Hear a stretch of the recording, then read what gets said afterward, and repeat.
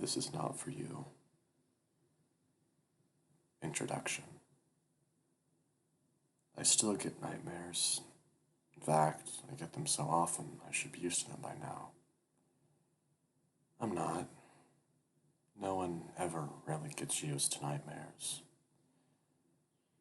For a while there, I tried every pill imaginable. Anything to curb the fear. Excedrin PMs, melatonin, L-tryptophan, Valium, codeine, quite a few members of the ritual family.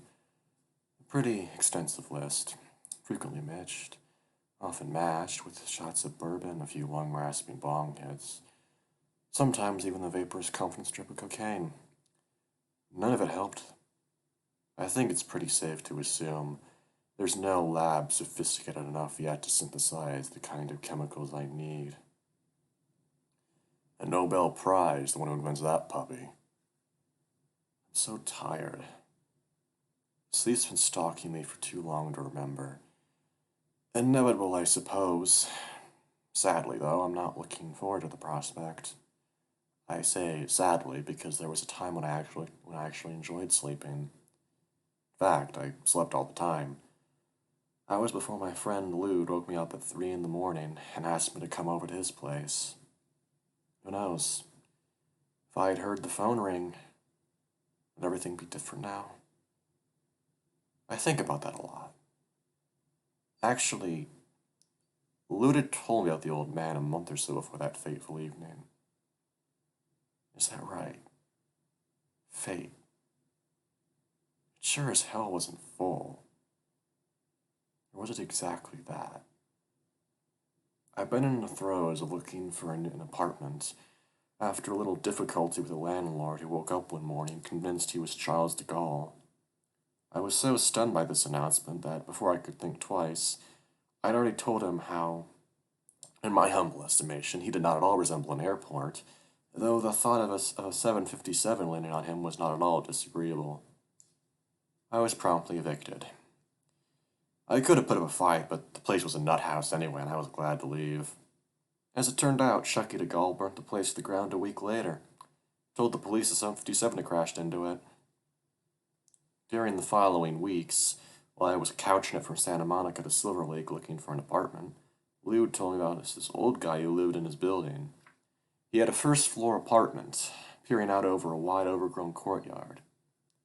Supposedly, the old man had told Lude he would be dying soon. I didn't think much of it, though it wasn't exactly the kind of thing you forget either. At the time, I just figured Lude had been putting me on. He likes to exaggerate. I eventually found a studio in Hollywood and settled back into my mind-numbing routine as an apprentice at a tattoo shop. It was the end of '96. Nights were cold. I was getting over this woman named Clara English, who had told me she wanted to date someone at the top of the food chain.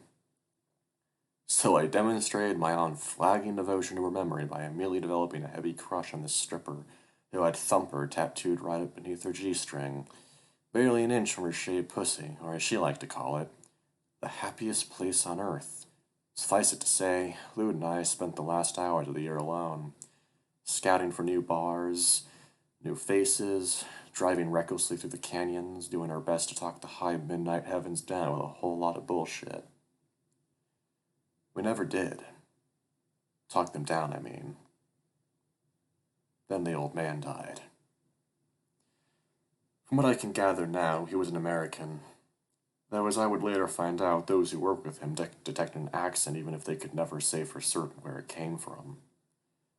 He called himself Zampano. It was a name he put down in his apartment lease, and on several other fragments I found. I never came across any sort of ID, whether a passport, license, or other official document, insinuating that, yes, he was indeed an actual and accounted-for person. Who knows where his name really came from? Maybe it's authentic.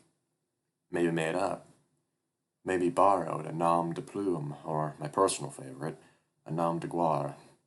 As Lou told it, Zampano had lived in the building for many years, and though he mostly kept to himself, he never failed to appear every morning and evening to walk around the courtyard, a wild place with knee-high weeds, and back, then populated with over 80 stray cats. Apparently the cats liked the old man a lot, and though he offered no enticements, they would constantly rub against his leg before darting back into the center of that dusty place. Anyway, Lude had been out very late with some woman he'd met at his salon. It was just after 7 when he finally stumbled back into the courtyard, and despite a severe hangover, immediately saw what was missing.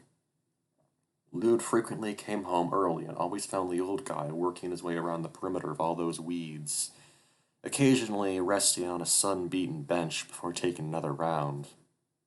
The single mother who got up every morning at 6 also noticed Zampano's absence. She went off to work. Lou went off to bed. But when dusk came and their old neighbor had still not appeared, both Lou and the single mother went to alert Flays, the resident building manager. Flays is part Hispanic, part Samoan, a bit of a giant, you might say. 6'4", 245 pounds, virtually no body fat. Vandals, junkies, you name it, they get near the building and Flays will lunge at them like a pit bull raised in a crack house. And don't think he believes his size and strength are invincible. If the interlopers are carrying, he'll show them his own gun collection, and he'll draw on them too, faster than Billy the Kid. But as soon as Lude voiced his suspicions about the old man, Pitbull and Billy the Kid went straight out the window. Flays suddenly couldn't find the keys. He started muttering about calling the owner of the building. After 20 minutes, Lude was so fed up with this hemming and hawing, he offered to handle the whole thing himself. Flays immediately found the keys and with a big grin plopped them into Lude's outstretched hand. Flays told me later he'd never seen a dead body before, and there was no question there would be a body, and that just didn't sit well with Flays. We knew what we'd find, he said. We knew that guy was dead. The police found Zampano just like Lude found him, laying face down on the floor. The paramedics said there was nothing unusual, just the way it goes 80-some years from the inevitable kerplunk. The system down, lights blink out, and there you have another body on the floor, surrounded by things that don't mean much to anyone except to the one who can't take any of them along. Still, this was better than the prostitute the paramedics had seen earlier that day. She had been torn to pieces in a hotel room, parts of her used to paint the walls and ceiling red. Compared to that, this almost seemed pleasant. The whole process took a while. Police coming and going, paramedics attended to the body. For one thing, making sure the old man was really dead. Neighbors and eventually even Flays poking their heads into gawk, wonder, or just graze on a scene that might someday resemble their own end. When it was finally over, it was very late. Lude stood alone in the apartment, the corpse gone, officials gone, even Flays, the neighbors and other sort of snoops all gone. Not a soul in sight.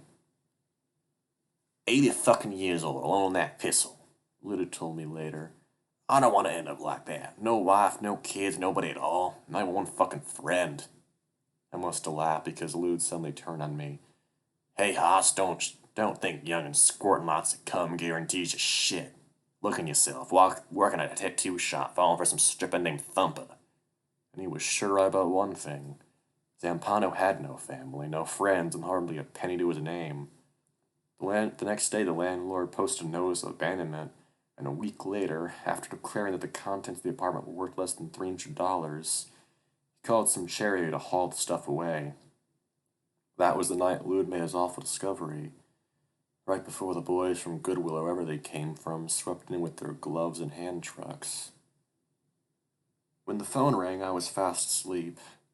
Anybody else I would have hung up on, but Lude's a good enough friend I actually dragged my ass out of bed at 3 in the morning and headed over to Franklin. He was waiting outside the gate with a wicked gleam in his eye. I should have turned around right then. I should have known something was up, at the very least sensed the consequence lingering in the air. In the hour, in Lude's stare, in all of it, and fuck, I must have been some kind of moron to have been so oblivious to all those signs. The way Lude's keys rattled like bone chimes as he opened the main gate, the hinges suddenly shrieking as if we weren't entering a crowded building, but some ancient moss-eaten crypt. Or the way we padded down the dank hallway, buried in shadows, lamps above hung with spangles of light that I swear now must have been the work of gray, primitive spiders. But probably most important of all, the way Lou would whisper when you told me things. Things I couldn't give a damn about back then, but now, well, my nights would be a great deal shorter if I didn't have to remember them. Ever see yourself doing something in the past, no matter how many times you remember it, you still want to scream stop, somehow redirect the action, reorder the present? I feel that way now, watching myself tug stupidly along by inertia, my own inquisitiveness or whatever else. And it must have been something else, though what exactly I have no clue. Maybe nothing. Maybe nothing's all. A pretty meaningless combination of words, nothing's all, but one I like just the same. Doesn't matter anyway. Whatever orders the path of all my yesterdays was strong enough that night to draw me past all those sleepers, kept safely at bay from the living, walked behind their sturdy doors, until I stood at the end of the hall facing the last door on the left, an unremarkable door too, but still a door to the dead. Lude, of course, had been unaware of the unsettling characteristics of our little journey to the back of the building. He had been recounting to me, in many ways dwelling upon what had happened following the old man's death. "Two things, Hoss," Lude muttered as the gate glided open. "Not they make much difference, and as far as I can tell, he was right. They have very little to do with what follows. I include them only because they're part of the history surrounding Zampano's death. Hopefully you'll be able to make sense of what I can represent, though still fail to understand. The first peculiar thing," Lude told me, leading the way around a short flight of stairs, "were the cats. Apparently, in the months preceding the old man's death, the cats began to disappear. By the time he died, they were all gone. I saw one with its head ripped off and another with guts strewn all over the sidewalk. Mostly, though, it just vanished. The second peculiar thing, you'll see for yourself," Lude said, lowering his voice even more as we slipped past the room of what looked suspiciously like a coven of musicians, all of them listening intently to headphones, passing around a spliff. "Right next to the body," Lude continued, "I found these gouges in the hardwood floor, a good 6 or 7 inches long. Very weird. But since the old man showed no signs of physical trauma, the cops let it go." He stopped. We had reached the door. Now I shudder. Back then I think I was elsewhere, more than likely daydreaming about Thumper. This will probably really wig you out, I don't care. But one night I even rented Bambi and got a hard on. That's how bad I had it for her. Thumper was something else, and she sure beat the hell out of Clara English. Perhaps at that moment I was even thinking about what the two would look like in a catfight. One thing's for sure, though, when I heard Lude turn the bolt and open Zampano's door, I lost sight of those dreams. What hit me first was the smell. It wasn't a bad smell, just incredibly strong. And it wasn't one thing either. It was extremely layered. A patina upon progressive patina of flavor. Odor, the actual source of which had long since evaporated. Back then it had overwhelmed me, so much of it, cloying, bitter, rotten, even mean. These days I can no longer remember the smell, only my reaction to it. Still, if I had to give it a name, I think I would call it the scent of human history. A composite of sweat, urine, shit, blood, flesh, and semen, as well as joy, sorrow, jealousy, rage, vengeance, fear, love, hope, and a whole lot more. All of which probably sounds pretty ridiculous, especially since the abilities of my nose are not really relevant here. What's important, though, is that this smell was complex for a reason. All the windows were nailed shut and sealed with caulking. The front entrance and courtyard doors all storm-proofed. Even the vents were covered with duct tape. That said, this peculiar effort to eliminate any ventilation in the tiny apartment did not culminate with bars on the windows or multiple locks on the doors. Zampano was not afraid of the outside world. As I've already pointed out, he walked around his courtyard and supposedly even was fearless enough to brave the LA public transportation system for an occasional trip to the beach. An adventure even I am afraid to make. My best guess now is that he sealed his apartment in an effort to retain the various emanations of his things and himself. Where his things were concerned, they ran the spectrum. Tattered furniture, unused candles, ancient shoes, these in particular looking sad and wounded, ceramic bowls as well as glass jars and small wood boxes full of rivets, rubber bands, seashells, matches, peanut shells, 1,000 different kinds of elaborately shaped and colored buttons. One ancient beer stein held nothing more than discarded perfume bottles. As I discovered, the refrigerator wasn't empty, but there wasn't any food in it either. Zampano had crammed it full of strange, pale books. Of course, all of that's gone now. Long gone. Smell, too. I'm left with only a few scattered mental snapshots. A battered Zippo lighter with patent pending printed on the bottom. The twining metal ridge looking a little like some tiny spiral staircase winding down into the bulbous interior of a light socket. And for some odd reason, what I remember most of all, a very old tube of chapstick with an amber-like resin, hard and cracked, which still isn't entirely accurate, though don't be misled into thinking I'm not trying to be accurate. There were, I admit, other things I recall about his place. They just don't seem relevant now. To my eye, it was all just junk.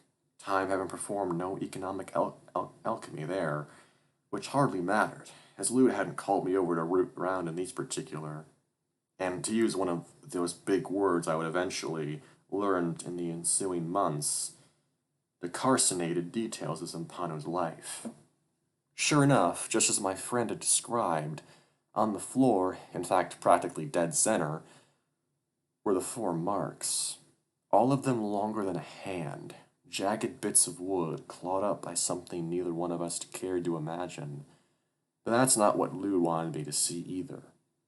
He was pointing at something else which hardly impressed me when I first glanced at the implacable shape. Truth be told, I was still having a hard time taking my eyes off the scarred floor. I even reached out to touch the protruding splinters. What did I know then? What do I know now?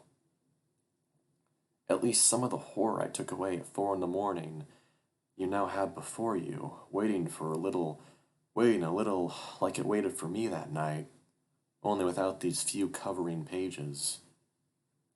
As I discovered, there were reams and reams of it, endless snarls of words, sometimes twisting into meaning, sometimes into nothing at all, frequently breaking apart, always branching off into other pieces I'd come across later, on old napkins, the tattered edges of an envelope, once even on the back of a postage stamp.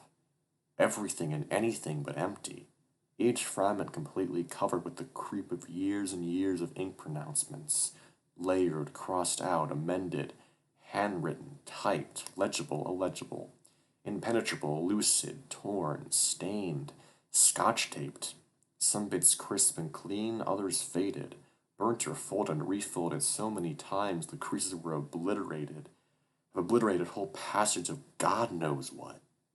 Sense? Truth? Deceit? A legacy of prophecy or lunacy or nothing of the kind? And in the end achieving, designating, describing, recreating. Find your own words, I have no more, or plenty more, but why?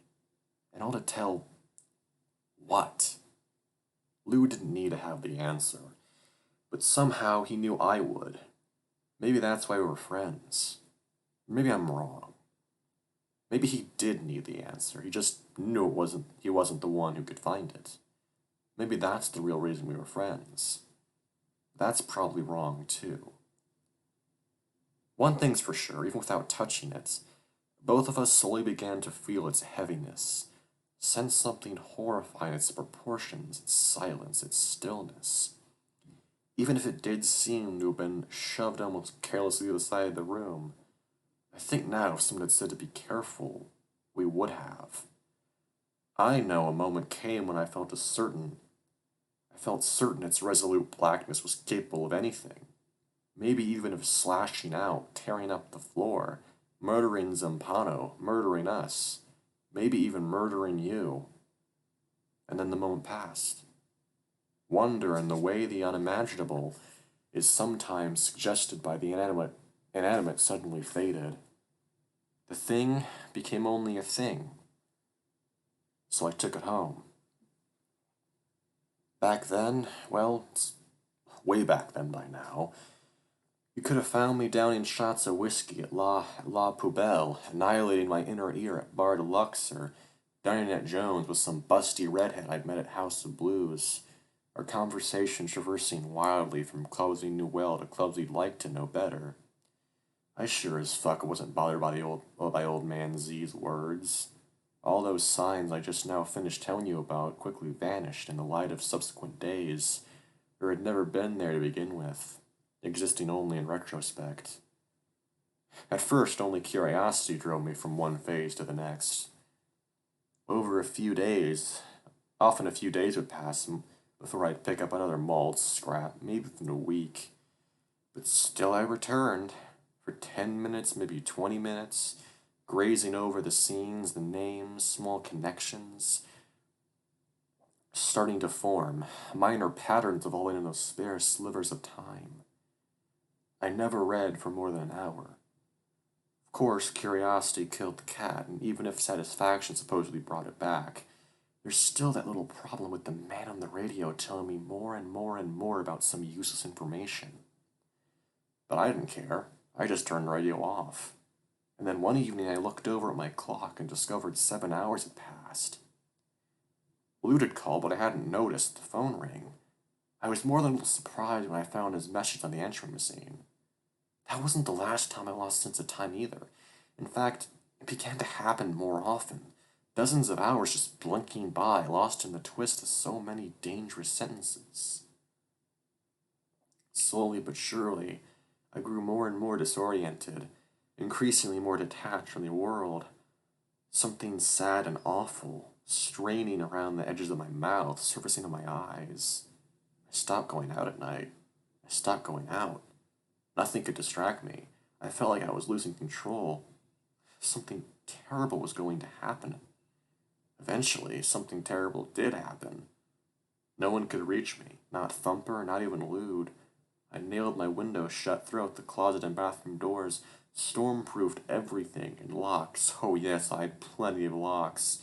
Chains, too, and a dozen measuring tapes, nailing all those straight to the floor and the walls.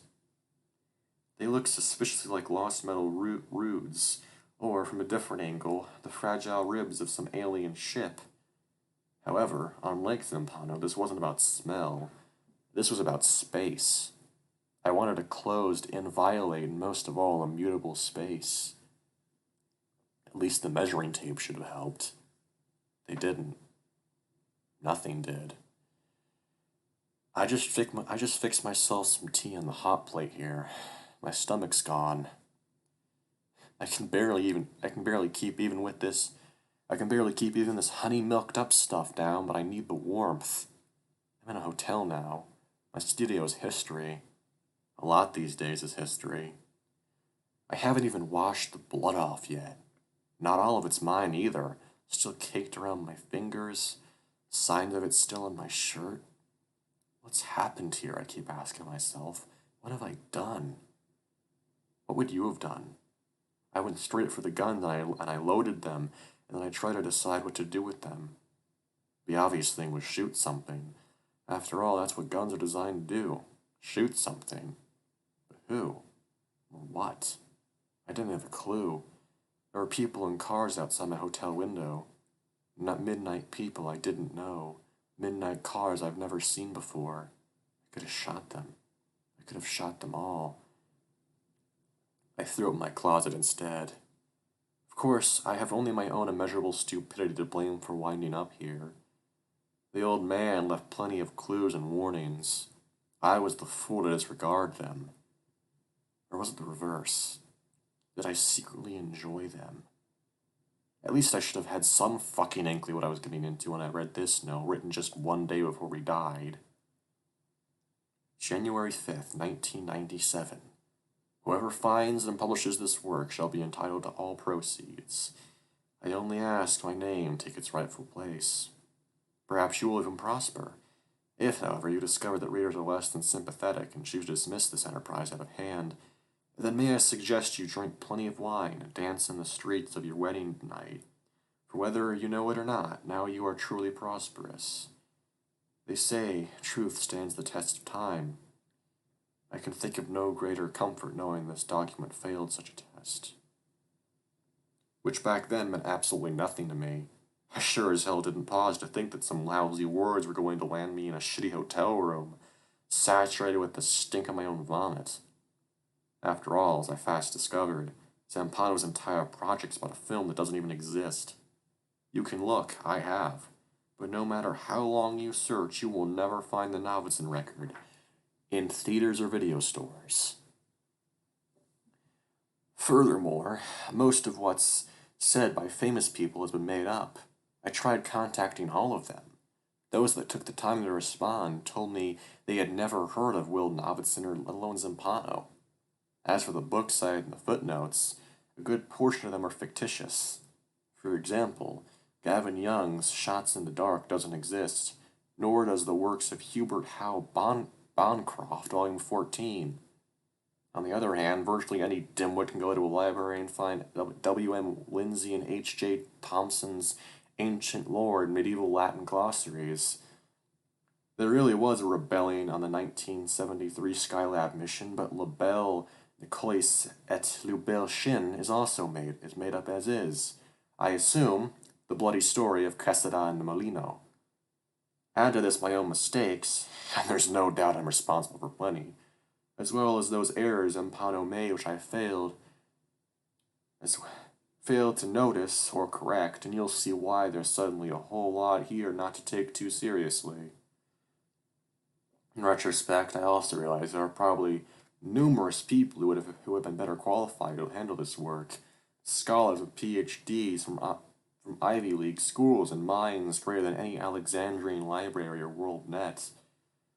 Problem is, those people were still in their universities, still in their net, nowhere near Whitley, when an old man without friends or family finally died. Zampano, I've come to realize now, was a very funny man. But his humor was that wry, desiccated kind soldiers whisper, all their jokes subsurface, their laughter amounting to little more than a tick in the corner of the mouth, told as they wait together in their outpost, slowly realizing that help's not going to reach them in time, and come nightfall, no matter what they've done or what they try to say, slaughter will overrun them all. Carrion dawn for the vultures. See, the irony is, it makes no difference that the documentary at the heart of this book is fiction. Zampano knew from the get-go that what's real or isn't real doesn't matter here. The consequences are the same. I can suddenly imagine that cracked voice I never heard, lips barely creased into a smile, eyes pinned on darkness. Irony can never be more than our own personal Maginot Line. The drawing of it, for the most part, purely arbitrary. It's not surprising that when it came to undermining his own work, the old man was superbly capable. False quotes or invented sources, however, all pale in comparison to his biggest joke. Zampano writes constantly about seeing, what we see, how we see, and in turn, what we can't see. Over and over again, in one form or another, he returned to the subject of light, space, shape, line, color, focus, tone, contrast, movement, rhythm, perspective, and composition. None of which is surprising, considering Zampano's piece centers on a documentary film called The Novitzin Record, made by a Pulitzer Prize-winning photojournalist who must somehow capture the most difficult subject of all, the sight of darkness itself. Odd, to say the least. At first I figured Zampano was just a bleak old dude, the kind who makes Itchy and Scratchy look like Calvin and Hobbes. His apartment, however, didn't come close to anything envisioned by Joel Peter Whitkin or what's routinely revealed on the news. Sure, his place was eclectic, but hardly grotesque or even that far out of the ordinary. Until, of course, you took a more careful look and realized, hey, why are all these candles unused? Why no clocks? None on the walls, not even on the dresser? And what's with this strange, pale books or the fact that there's hardly a goddamn bulb in the whole apartment? Not even one in the refrigerator. Well, that, of course, was Zampano's greatest ironic gesture. Love of love written by the broken-hearted. Love of life written by the dead. All this language of light, film, and photography, and he hadn't seen a thing since the mid-50s. He was blind as a bat. Almost half the books he owned were in Braille. Lou and Flays both confirmed that over the years the old guy had numerous readers visiting him during the day. Some of these came from community centers, the Braille Institute, or were just volunteers from USC, UCLA, or Santa Monica College. No one I ever spoke with, however, claimed to know him well, though more than a few were willing to offer me their opinions. One student believed he was certifiably mad. Another actress who had spent a summer reading to him thought Zampano was a romantic. She had come over one morning and found him in a terrible way. At first I assumed he was drunk, but the old guy never drank, not even a sip of wine. Didn't smoke either. He really lived a very austere life. Anyway, he wasn't drunk, just really depressed. Started crying and asked me to leave. Fixed him some tea. Tears don't frighten me. Later he told me it was heart trouble. Just old heartache matters, he said. Whoever she was, she must have been really special. He never told me her name. As I eventually found out, Zampano had 7 names he would occasionally mention. Beatrice, Gabrielle, Anne-Marie, Dominique, Elaine, Isabelle, and Claudine. He apparently only brought them up when he was disconsolate, and for whatever reason dragged back into some dark, tangled time. At least there is something more realistic about 7 lovers and 1 mythological Helen. Even in his 80s, Zampano sought out company of the opposite sex. Coincidence had no hand in arranging for all his readers to be female, and he openly admitted, there is no greater comfort in my life than those soothing tones cradled in a woman's words. Except, maybe, his own words. Zampano was, in essence, to use another big word, a graphomaniac. He scribbled until he died, and while he came close a few times, he never finished anything, especially the work he would unabashedly describe as either his masterpiece or his precious darling. Even the day before he failed to appear in that dusty courtyard, he was dictating long, discursive passages, amending previously written pages, and restructuring an entire chapter. His mind never ceased branching out into new territories. The woman who saw him for the last time remarked that, whatever it was, he could never quite address in himself, prevented him from ever settling. Death finally saw to that. With a little luck, he'll dismiss this labor, react as Zampano had hoped, call it needlessly complicated, pointlessly obtuse, prolix, your word, ridiculously conceived, and you'll believe all you said, and then you'll put it aside. Though even here, just that one word, aside, makes me shudder. For what is ever really just put aside? And you'll carry on, eat, drink, be merry, and most of all, you'll sleep well. Then again, there's a good chance you won't. This much I'm certain of. It doesn't happen immediately. You'll finish, and that will be that, until a moment will come. Maybe in a month, maybe a year, maybe even several years. You'll be sick or feeling troubled or deeply in love or quietly uncertain or even content for the first time in your life. It won't matter. Out of the blue, beyond any cause you can trace, you'll suddenly realize things are not how you perceive them to be at all. For some reason, you will no longer be the person you believe you once were. You'll detect slow and subtle shifts going on all around you. More importantly, shifts in you. Worse, you'll realize it's always been shifting, like a shimmer of sorts. a vast shimmer, only dark like a room. But you won't understand why or how.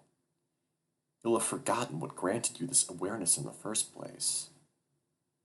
Old shelters, television, magazine, movies won't protect you anymore. You might try scribbling in a journal, on a napkin, maybe even in the margins of this book. That's when you'll discover you no longer trust the very walls you always took for granted.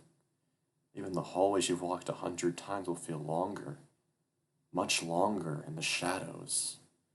Any shadow at all will suddenly feel deeper, much, much deeper.